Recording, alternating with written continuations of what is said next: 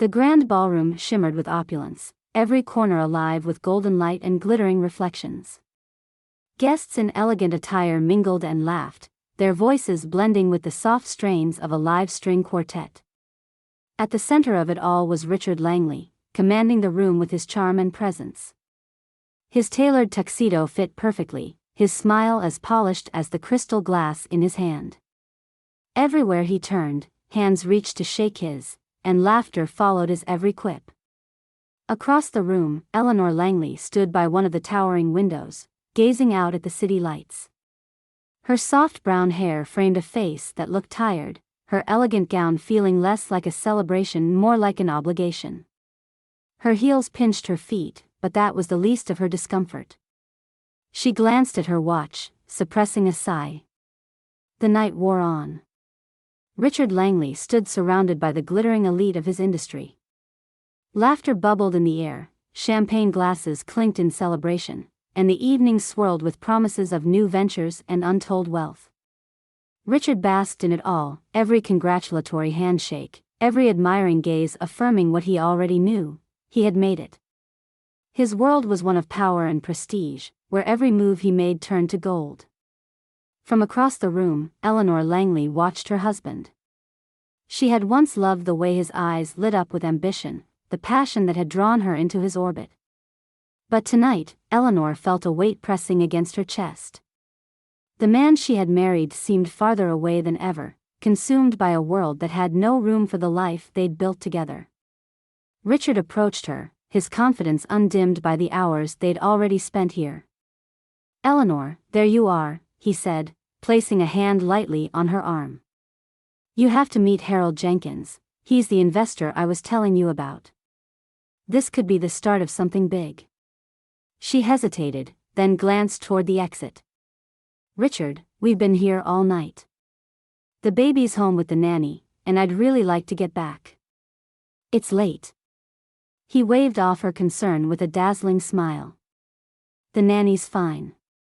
She's paid to handle this kind of thing, remember? Just give me another hour. This is important." Eleanor's lips pressed into a thin line, but she nodded, not wanting to cause a scene. Another hour became 2, and soon the night stretched into the early morning. Richard moved from one conversation to the next, each interaction filling him with energy and purpose. Eleanor, meanwhile, found herself in the same polite exchanges, the same stifling small talk, her thoughts always drifting back to the quiet nursery waiting at home. By the time they returned to their house, Eleanor was fighting exhaustion. The nanny greeted them at the door, her own face lined with fatigue as she handed over a few notes about the baby's night. Eleanor thanked her quietly, relieved to finally take over. She hurried upstairs to check on their daughter, her heart aching with guilt for having stayed away so long. The baby stirred in her crib, her tiny hand twitching as Eleanor leaned over to place a gentle kiss on her forehead. Downstairs, Richard poured himself a glass of whiskey, savoring the quiet of the house as he sank into the plush armchair in his study. The amber liquid swirled in the glass, catching the light as he tilted it thoughtfully. He had done well tonight, securing the connections he needed to move forward with a new project. The thrill of success still hummed through his veins. Eleanor appeared in the doorway, her face pale but set with determination. She stepped into the room, her arms crossed over the soft fabric of her gown. "Richard, we need to talk." He glanced up, his expression amused but slightly wary. "Talk about what?" "It's late, Eleanor." "That's exactly the problem," she said, her voice firm but quiet. "It's always late. It's always another party, another event, another deal. Meanwhile, our daughter is at home with a nanny while we pretend this is what matters." Richard sighed, setting the glass down on the table beside him. "Eleanor, I don't see the issue. We're building something here, something that will give her a life most people can only dream of." "What good is that life," she said, her voice cracking slightly, "if her parents aren't a part of it? She's a baby, Richard. She needs us. She needs you." He stood, running a hand through his hair. "She has you, Eleanor. You're an amazing mother. I've never questioned that. But I'm not built for bedtime stories and diaper changes. That's not who I am. Eleanor's eyes filled with tears, but she didn't look away. Then who are you, Richard? Because the man I married, the man I thought I knew, wanted a family. He wanted this life. He laughed bitterly, shaking his head. I wanted success, Eleanor. I wanted to make something of myself, and I've done that. But this whole family man thing? It's suffocating. I can't do it. Her breath caught as his words sank in. So what are you saying? She asked, her voice trembling. That you want out? He looked at her, his face hardening. Maybe I do.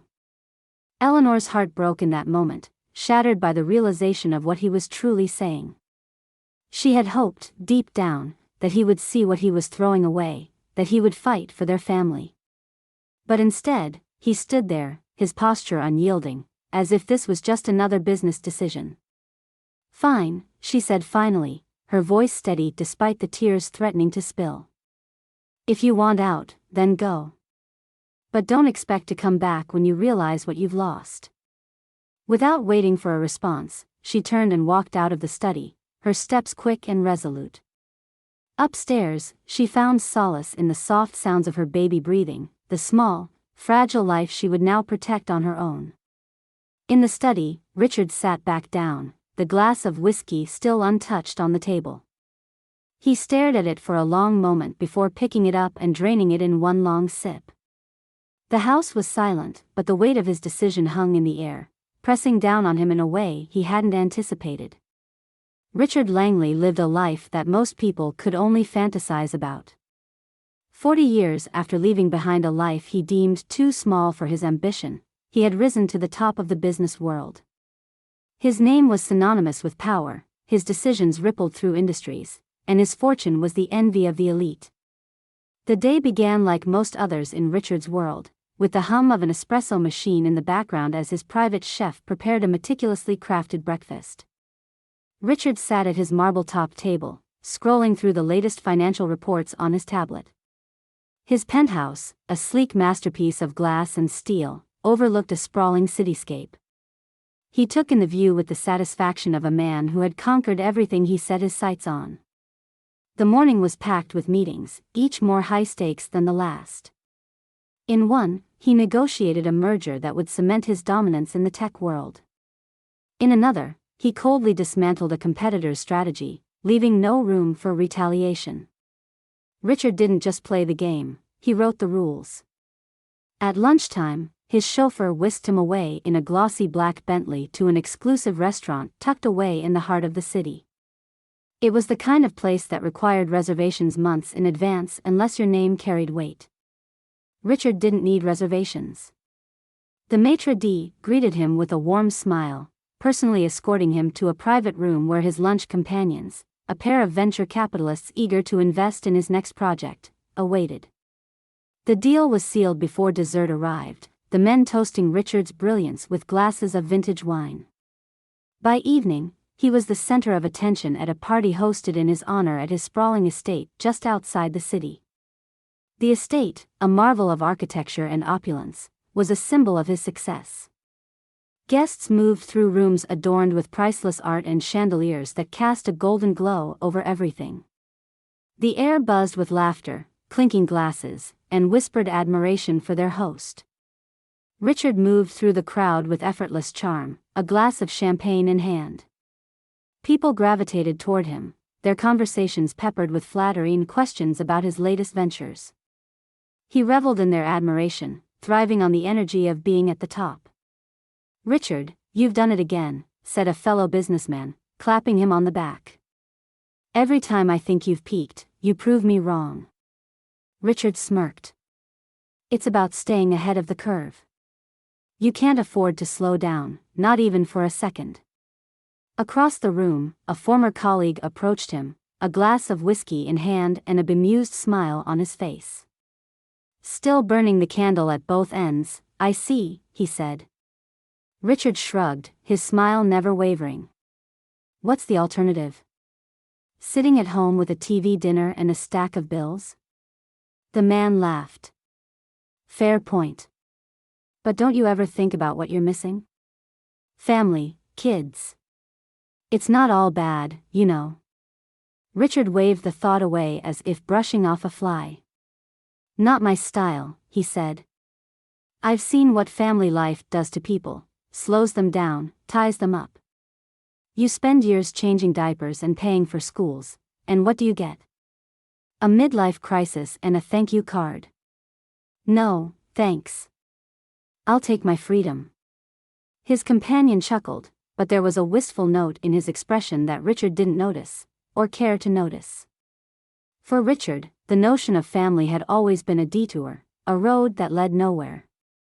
He had made his choice decades ago and never looked back. As the night went on, the party swelled with more guests, each one eager for a moment of Richard's attention. Models draped in designer gowns flirted with him, while journalists discreetly snapped photos from the edges of the room. Richard basked in it all, knowing he was the star of his own carefully curated universe. When the crowd finally began to thin, Richard retreated to his study, a grand space lined with dark wood and shelves of leather-bound books that he rarely read. He poured himself a glass of scotch, the amber liquid catching the light as he swirled it in his glass. Sitting back in his chair, he reviewed the events of the day with satisfaction. Every meeting, every deal, every interaction had gone exactly as he'd planned. For Richard, life was a series of victories, each one building on the last. He thrived on the thrill of competition, the rush of outmaneuvering his rivals.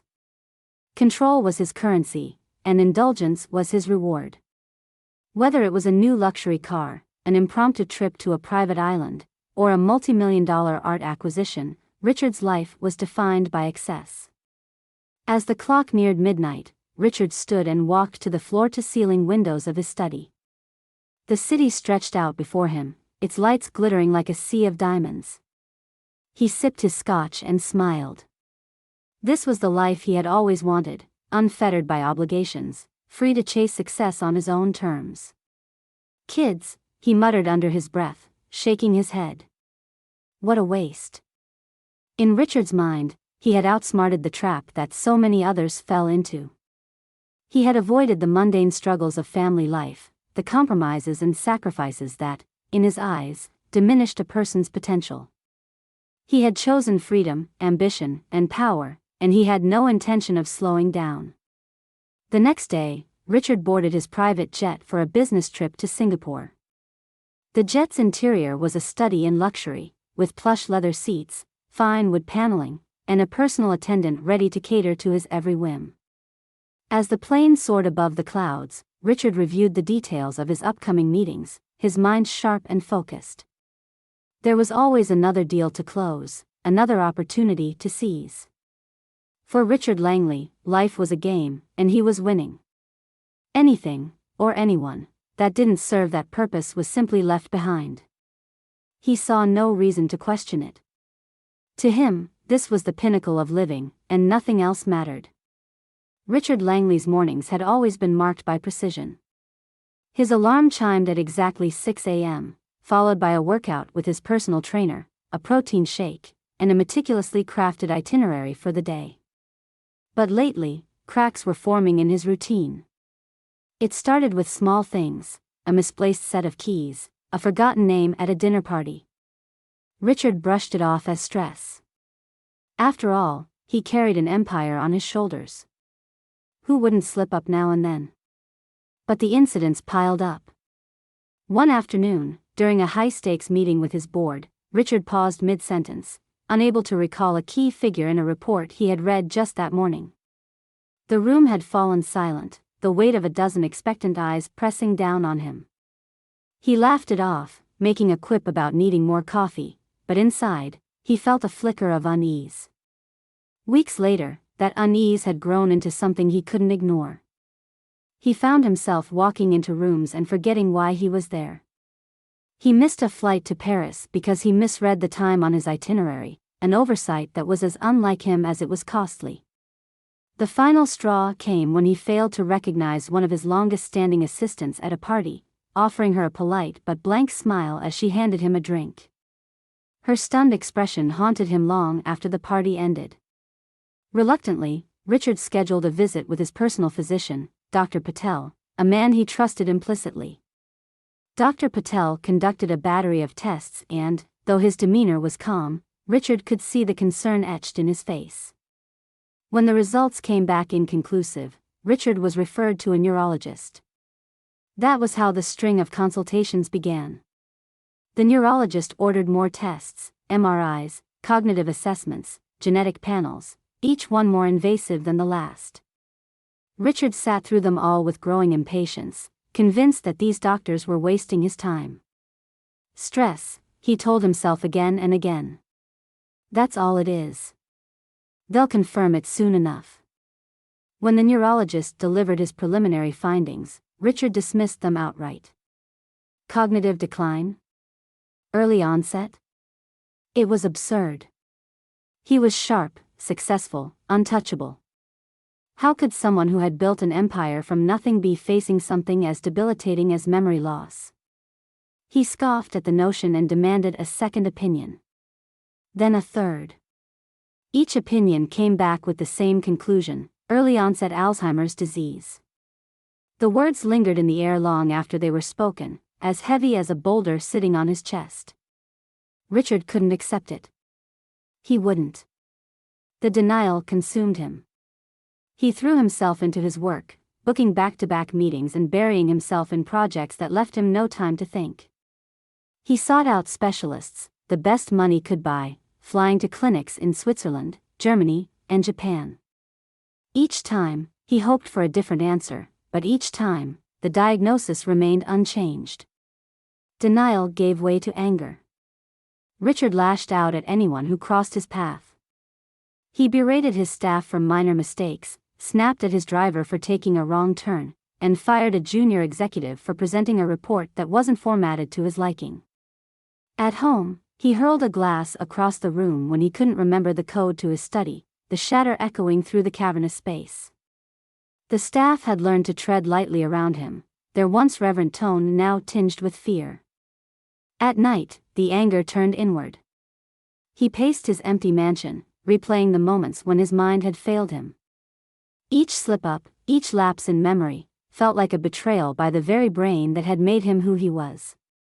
He stared at his reflection in the mirror, searching for signs of weakness in the man who had once been invincible. When the anger subsided, desperation took its place. Richard dove headfirst into research, scouring medical journals and attending conferences in search of a cure. He became fixated on experimental treatments, latching onto every glimmer of hope that science could offer.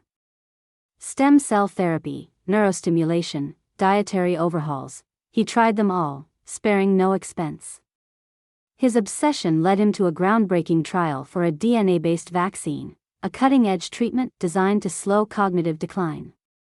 The trial was highly selective, with strict criteria for participants. Richard's wealth and influence ensured he could bypass the usual waitlist, but even then, the doctors were hesitant to accept him. They needed commitment, discipline, and a willingness to follow rigorous protocols, qualities that Richard had in abundance when it came to business but struggled to apply to his health. The trial became his lifeline. He clung to the hope that this experimental treatment could buy him more time, a reprieve from the relentless erosion of his mind. The doctors warned him of the risks, but Richard didn't care. Risks were part of his DNA, the very foundation of his success. He had gambled on million-dollar deals without flinching. This was no different. Despite his determination, there were moments when the cracks in his armor showed. Sitting in the sterile clinic, surrounded by people half his age who were facing the same diagnosis, he felt a flicker of vulnerability. He watched as they spoke openly about their fears, their plans for the future, their gratitude for family support. Richard didn't speak during these sessions. He had no intention of sharing his thoughts with strangers, and he certainly didn't see the value in discussing feelings. But he listened, and though he would never admit it, the conversation stayed with him long after he left the clinic. As the trial loomed closer, Richard returned home one evening to his cavernous estate. He walked through the halls, past rooms filled with trophies of his success, art, furniture, rare artifacts collected from around the world. It was a palace, a monument to his achievements, but for the first time, it felt like a cage. He pushed the thought aside, pouring himself a drink and retreating to his study. Tomorrow, he told himself, he would begin the trial. He would fight this disease the same way he had fought every obstacle in his life, with unwavering determination and a refusal to accept defeat. Richard Langley would not be undone by something as intangible as memory. He wouldn't allow it. The banquet hall shimmered with elegance, every detail designed to impress. Chandeliers cast soft light over the crowd of esteemed professionals and benefactors who had gathered to honor the brightest minds in medicine. Dr. Amelia Foster stood at the center of it all, her tailored gown a stark contrast to the scrubs she wore most days.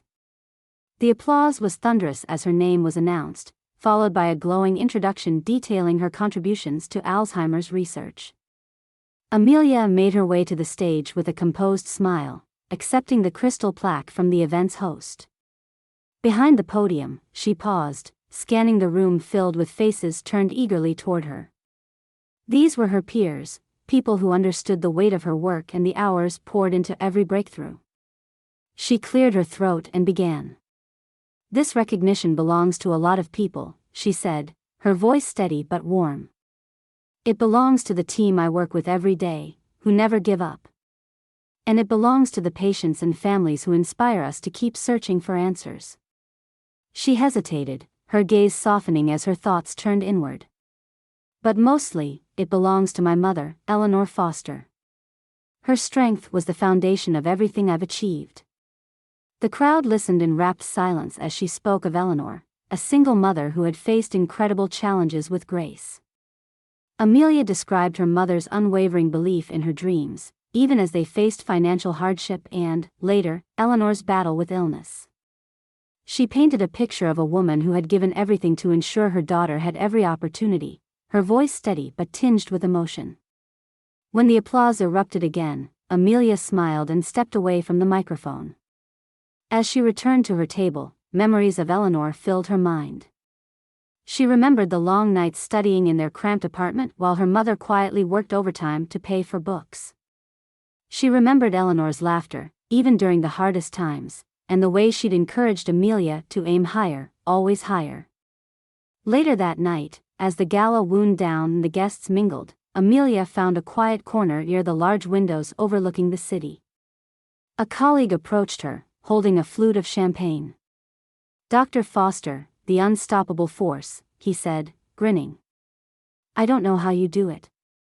Amelia laughed softly. "A lot of coffee and very little sleep." "You mean no sleep," he teased. "Do you even have a personal life? Or is it all brain scans and data?" She rolled her eyes good-naturedly. "I'm fine, thanks for asking." "I'm serious," he pressed. "When's the last time you went on a date? Or even just took a weekend off?" Amelia shrugged, brushing off the question. She knew what he meant. Her life was a cycle of hospital shifts, lab work, and conferences. It was rewarding, fulfilling even, but there were moments when she felt the emptiness creeping in, a quiet longing for something more. The next morning, Amelia was back in her element, wearing a white coat and leading a meeting with her team. The discussion centered on their upcoming clinical trial for a groundbreaking DNA vaccine designed to target the genetic markers associated with Alzheimer's. Amelia had spearheaded the research, pouring years of her life into it, and now they were ready to take the next step. Her team presented a list of potential candidates for the trial, each case carefully vetted. Amelia scanned the names and profiles with sharp focus, pausing when she reached one in particular, Richard Langley. She frowned slightly. "Langley?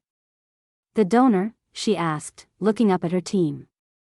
"Yes," one of her colleagues confirmed. "He's a VIP, but his case meets all the criteria. And given his contributions to the hospital, the administration wants him included." Amelia tapped her pen against the table, a faint crease forming on her brow.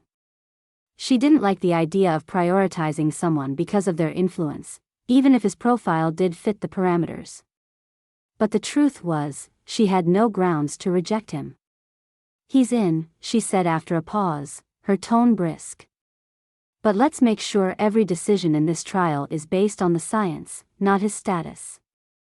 "Understood." Her team nodded, and the meeting continued, but something about the name lingered in Amelia's mind. It wasn't unusual for wealthy individuals to receive preferential treatment, and she'd navigated those waters before. The door to Amelia's consultation room opened, and Richard Langley strode in as though he owned the place.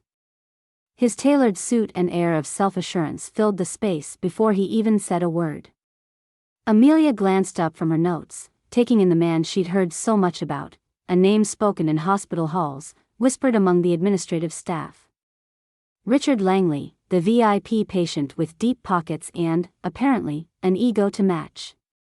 "Dr. Foster," Richard said, his voice smooth, each syllable carrying the practiced confidence of a man who was rarely told no. He extended a hand, his eyes scanning her with a calculated coolness. Amelia stood, shaking his hand briefly before gesturing to the chair across from her desk. "Mr. Langley, thank you for coming in. I've reviewed your file, and I'd like to discuss the next steps." Richard eased into the chair, crossing his legs and giving her a faint smile. "I appreciate you taking the time. I understand my case is unique." Amelia resisted the urge to roll her eyes. "You're not the only patient I've worked with in your situation, Mr. Langley. What makes this trial unique is the potential to uncover new treatments for a disease that affects millions." He tilted his head, that faint smile never wavering. "Of course. But I assume it helps the trial to have someone like me involved. You know, credibility and all that." Amelia set her pen down, her expression neutral but her patience wearing thin. "What helps the trial, Mr. Langley, is rigorous data and adherence to protocol. Every patient is treated equally, regardless of their status." Richard let out a low chuckle, leaning back in his chair. "Well, I hope that works out for everyone." She didn't respond, instead pulling up his chart on the tablet in front of her. "Your symptoms have progressed significantly in the past 6 months, according to your records. Can you tell me more about what you've been experiencing?" He waved a hand dismissively. "The usual, forgetfulness, some confusion here and there. Nothing catastrophic. I'm sure it's stress. I've been under a lot of pressure lately." Amelia raised an eyebrow. "Stress doesn't explain the cognitive decline we're seeing in your scans. The patterns are consistent with early-onset Alzheimer's." Richard's jaw tightened ever so slightly, but he quickly masked it with a smirk. "I've heard that theory before, but I'm not entirely convinced. That's why I'm here, to rule out any errors in diagnosis." "Mr. Langley," Amelia said, her tone measured, "this isn't just a theory. Your scans, your symptoms, and your genetic history all point to the same conclusion. Early intervention is critical, which is why this trial could be a good fit for you." He leaned forward, placing his elbows on the desk. "With all due respect, doctor, I'm not the type to let some diagnosis define me. I've built my life on overcoming challenges, and I intend to do the same here." Her gaze didn't waver. "This isn't about overcoming challenges. It's about facing the reality of your condition and working within those parameters to improve your quality of life." Richard's smirk faltered for a fraction of a second, but he quickly recovered. "I'm here, aren't I? Let's just focus on what needs to be done." Amelia exhaled quietly, picking up her pen again. "Very well. I'd like to order a comprehensive series of tests to establish a baseline. These include blood work, cognitive evaluations, and imaging. We'll also conduct genetic testing to better understand any hereditary factors that could influence your response to the trial." "Genetic testing," he echoed, a flicker of curiosity crossing his face. "It's standard procedure," Amelia replied, her tone brisk. "It helps us tailor the trial to each patient's specific needs." Richard shrugged. "Fine. Whatever gets us closer to a solution." As she outlined the next steps, Amelia couldn't help but notice his demeanor. Beneath the charm and carefully constructed confidence, there was an edge of defiance, as though he refused to let the gravity of his situation sink in.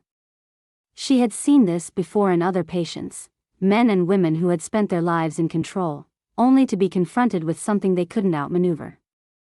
It wasn't new to her, but Richard's brand of entitlement grated on her nerves. When she finished, he stood, adjusting the cuffs of his jacket. "Thank you, Dr. Foster. I'll have my assistant coordinate the schedule for these tests." Amelia stood as well, her professional mask firmly in place. "We'll be in touch soon." As Richard turned to leave, he paused, glancing over his shoulder. "You're impressive, Doctor. Not many people can keep up with me." Amelia's lips curved into a polite but distant smile. "I'm not trying to keep up, Mr. Langley. I'm trying to help you." He chuckled softly, nodding before walking out the door. Once he was gone, Amelia sat back down, her pen tapping lightly against her desk. She had dealt with difficult patients before, but something about Richard Langley's combination of charm and arrogance felt uniquely exhausting.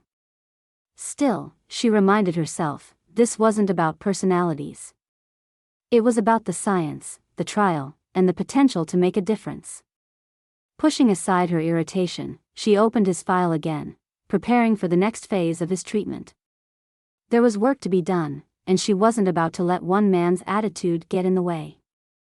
The late afternoon sunlight poured through the tall windows of Amelia's office as she sat at her desk, a steaming cup of coffee within arm's reach. It had been a relentless day, the kind where every moment seemed to demand her attention. But now, for the first time since morning, she had a brief pause to catch up on test results. Her eyes scanned through patient files on her tablet, pausing when Richard Langley's name appeared. She sipped her coffee, allowing herself a small sigh. His tests had come back faster than anticipated, thanks to his VIP status.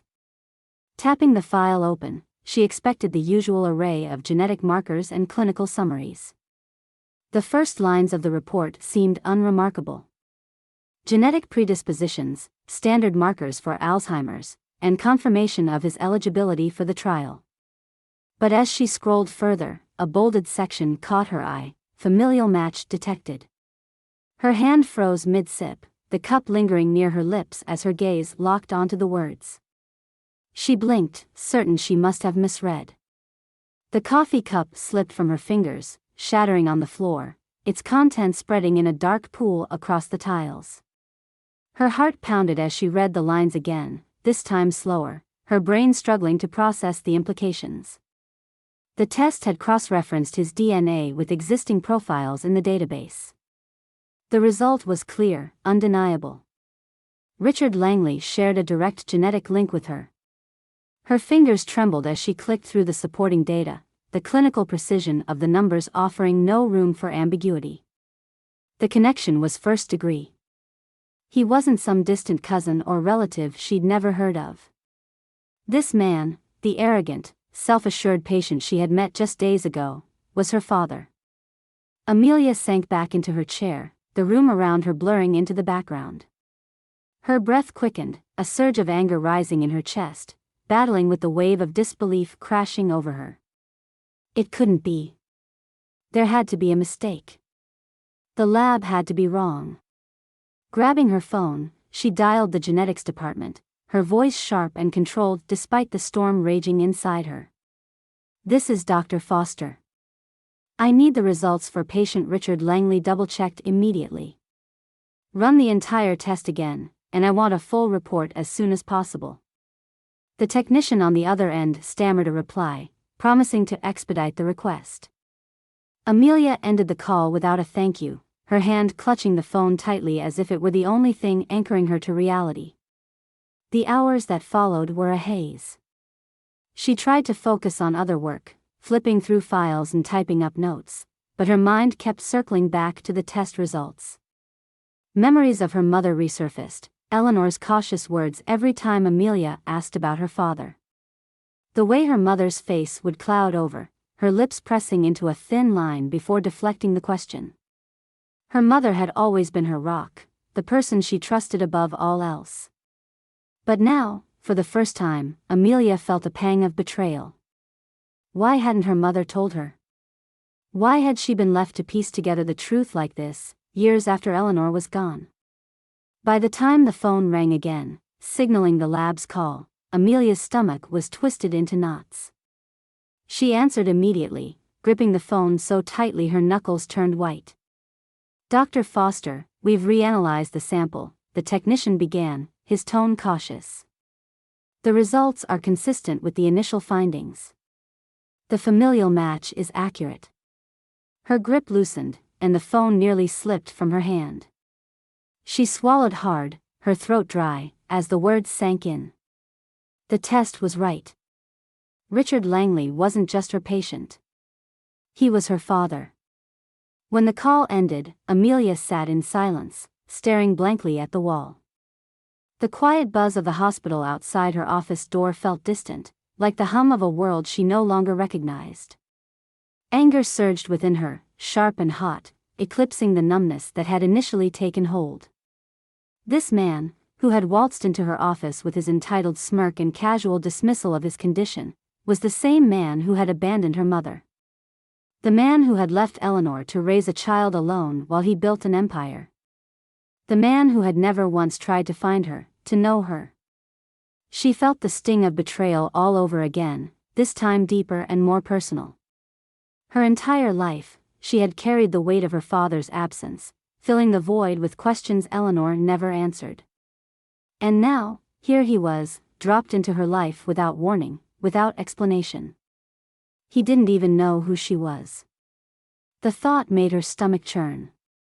She paced the office, her emotions swinging wildly between anger and sadness, between betrayal and a strange, bitter curiosity. What would she even say to him? Could she confront him? Should she? The questions spiraled, each one heavier than the last.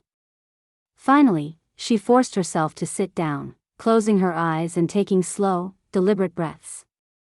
She couldn't afford to let her emotions spiral further. This wasn't just personal, it was professional. She was his doctor, and that relationship came with boundaries she couldn't ignore, no matter how badly she wanted answers. But how could she treat him, knowing what she now knew? How could she look him in the eye, listen to him talk about his life, and pretend that she wasn't his daughter? Amelia sat on the floor of her apartment, surrounded by boxes that held the fragments of her mother's life. The worn cardboard edges and faded labels felt like echoes of a past she could touch but never fully grasp.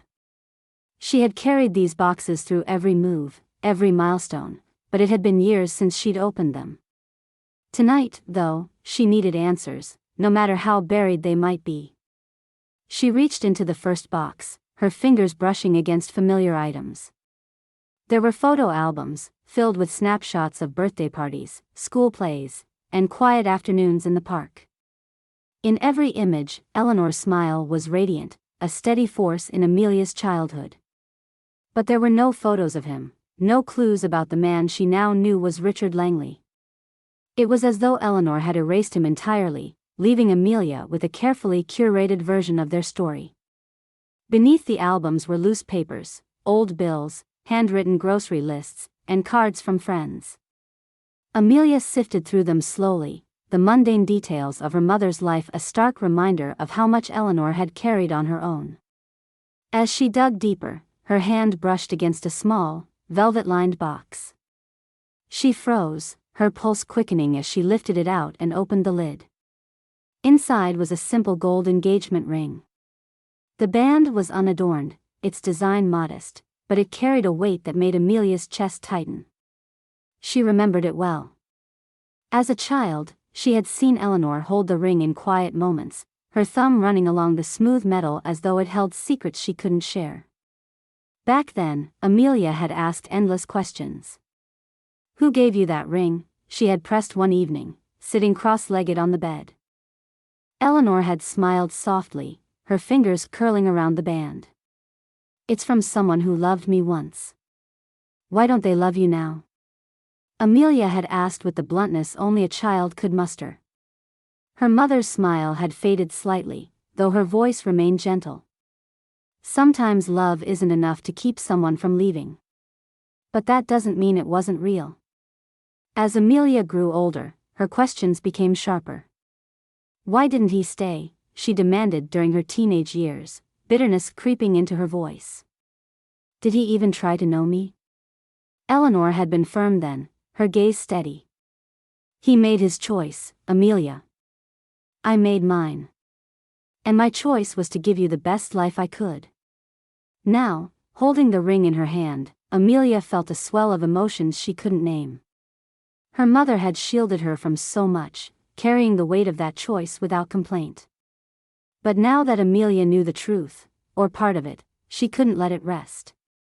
She slid the ring onto her finger, the cool metal snug but not tight. 1,000 questions flooded her mind. Would Richard recognize it? Would he remember the promises he made when he gave it to Eleanor? Or had those memories faded, lost amid the years of success and self-indulgence? She slid the ring off her finger, turning it over in her hand. A small engraving on the inside caught her attention, always. The word was faint, its edges softened by time, but it was there. A promise unfulfilled, a word that seemed almost mocking now. Amelia set the ring down on the table beside her, her resolve hardening. She needed to know more. There was no one left to ask, no way to confront Eleanor about the choices she had made. But Richard Langley was still alive, still walking into her office with his air of entitlement and control. He didn't know who she was, of that, she was certain. But she would find a way to test him, to see if the man behind the polished exterior remembered the life he had once walked away from.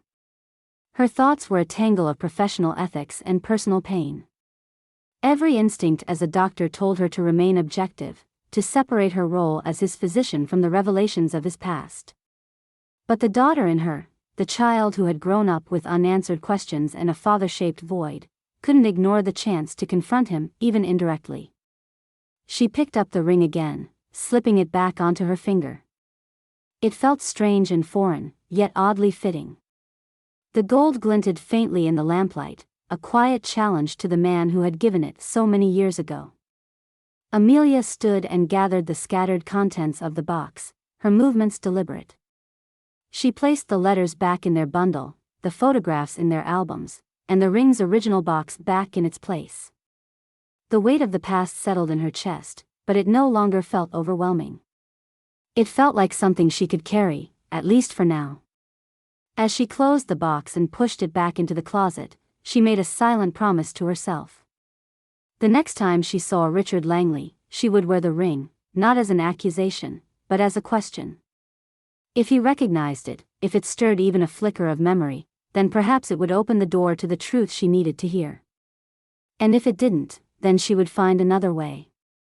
Amelia sat in her office, her heart pounding as she waited for Richard to arrive.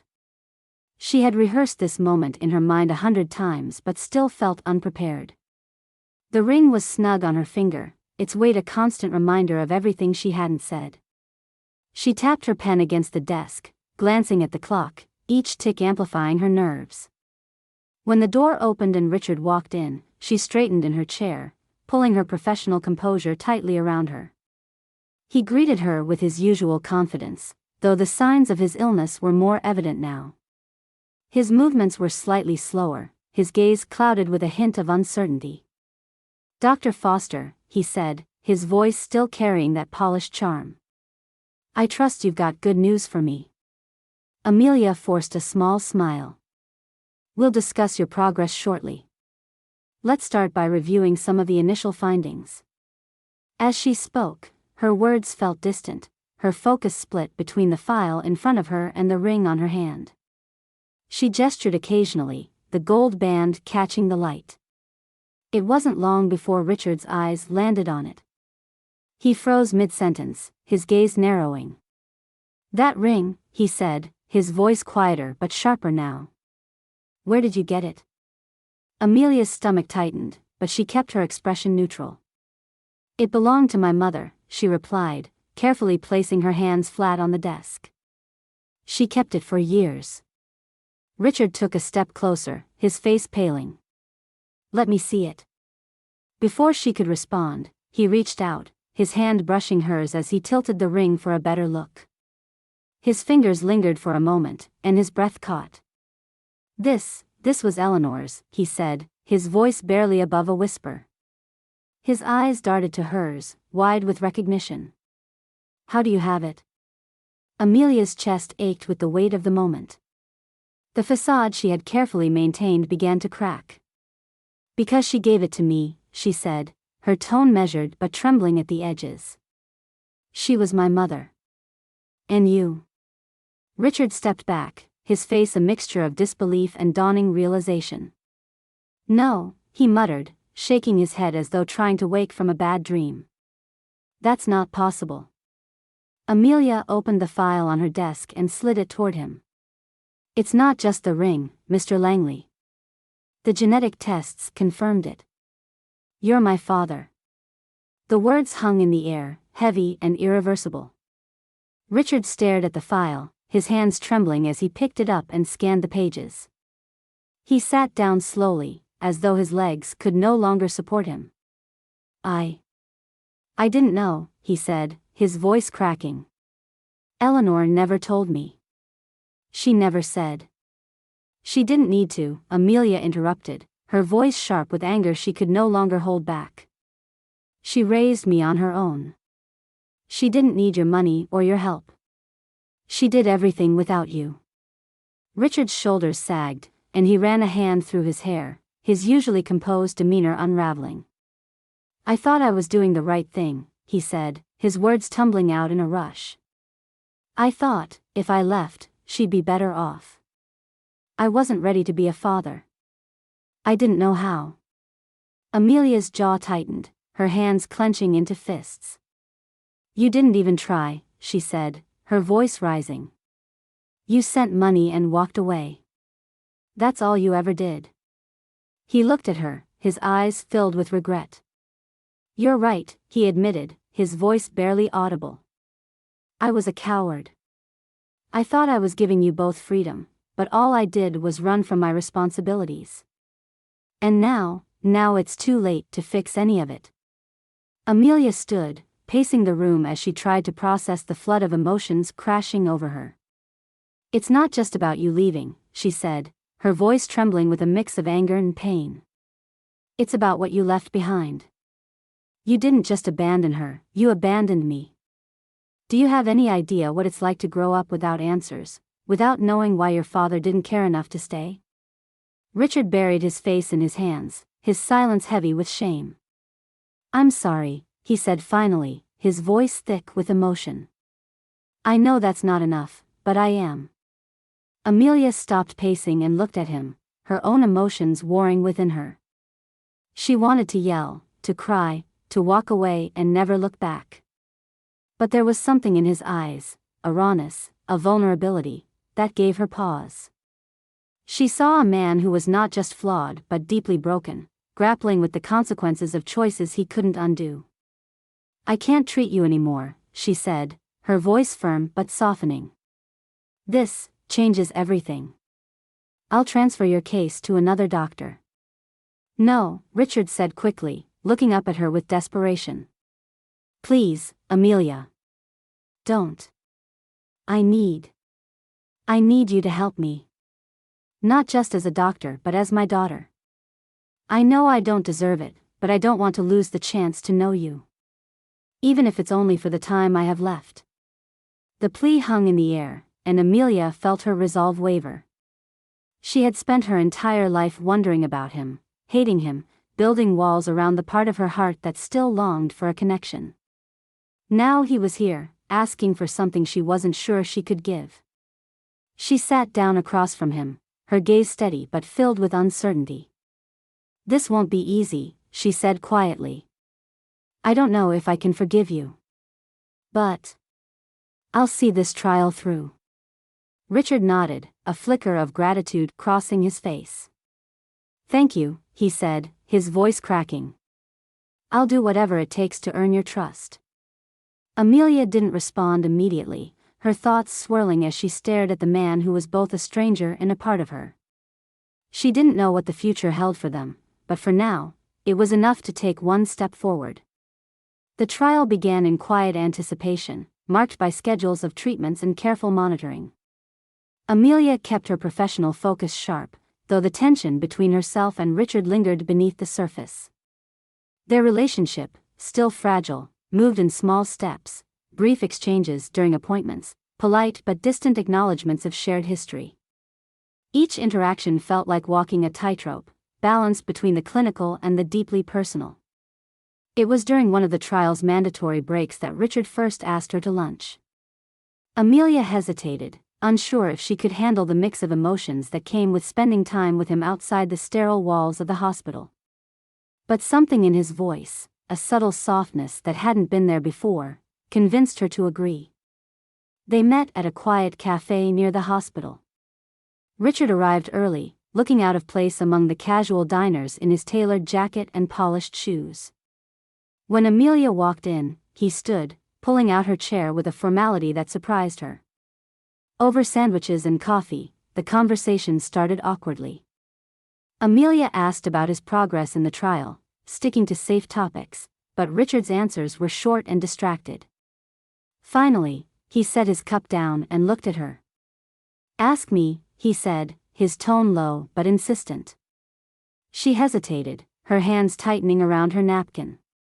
"Ask you what?" "Anything," he replied. "About Eleanor. About us. Whatever you want to know." Amelia's breath caught. She had spent her entire life imagining this moment, but now that it was here, she wasn't sure where to start. "Why did you leave?" she asked finally, her voice quieter than she intended. "Why didn't you even try?" Richard leaned back in his chair, his expression clouding. He took a long moment before answering. "Because I was selfish," he admitted. "I was young, ambitious, and too focused on building a life for myself to see what I was throwing away. I thought I was doing the right thing, giving Eleanor the freedom to live without my complications. But I see now that I was just running." Amelia studied him, her emotions tangled. "She never spoke badly of you," she said. "Even when I asked." Richard's eyes softened. "That sounds like her," he said quietly. "Eleanor was better than I deserved. Stronger, kinder. She always believed in people, even when they didn't deserve it." Hearing her mother's name spoken aloud, with such reverence, brought a lump to Amelia's throat. She pushed it down, determined not to let the conversation veer into sentimentality. Their lunches became a weekly ritual. Amelia asked about Eleanor, about their early days together, and Richard answered with a mixture of fondness and regret. He told her about the way Eleanor laughed when she got nervous, how she always insisted on dancing in the kitchen while cooking. He described the way her face lit up when she talked about the future, even when he couldn't bring himself to share her optimism. Amelia found herself absorbing these stories, piecing together the parts of her mother's life she had never known. At the same time, she began to see Richard differently. He was still flawed, still a man who had made choices she struggled to forgive, but there was a vulnerability in him now that hadn't been there before. It was in the way he paused mid-sentence, searching for words that sometimes escaped him. It was in the way his hands trembled slightly when he reached for his glass, a subtle but undeniable sign of his disease's progression. One afternoon, they sat on a park bench after their meal, the air crisp with the first hints of autumn. Richard stared at the ducks in the nearby pond, his gaze distant. "I don't have much time left, do I?" he asked suddenly. Amelia's heart clenched, but she kept her voice steady. "We're doing everything we can," she said.